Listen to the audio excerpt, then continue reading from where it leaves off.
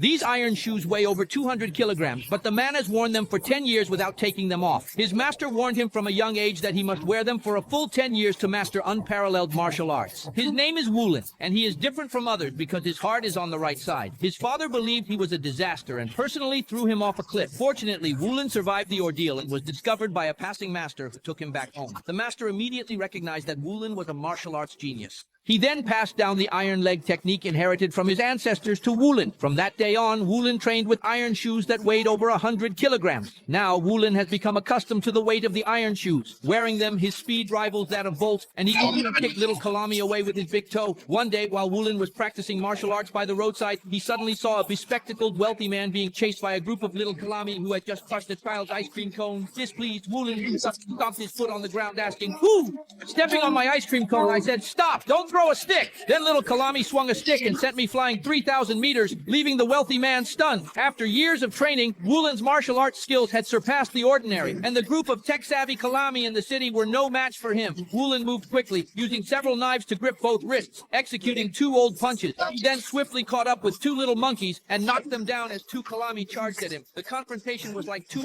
cannons. Then, with a pull, he sent him flying straight to the Sahara, shouting at little Kalami in Berlin, "That's just an old punch." That's how it is. We do things together. What does it matter if the scissors cut little Kalami? Why talk about my little feet? First, you make buns while playing music. Second, just now, when the plane shouted, it stepped on 2 little Kalami and hurt them badly. You call for a big board and pull over 2 of them. The heavens have taken their toll. And just as I turn around, another unwanted one comes. The lottery of the little Kalami. In this lifetime, he won't be able to enjoy the delicacies of his grandmother. The wealthy man from the northwest of the galaxy looked at me and said, "With just these few little Kalami, you are not enough to pose any threat to Wu-Lin." Just as Wu-Lin was about to leave, the wealthy man called out to him, "Hey, young man, wait a moment." He took out 2 stacks of money to thank Wu-Lin for saving his life, but Wu-Lin had long regarded money as worthless.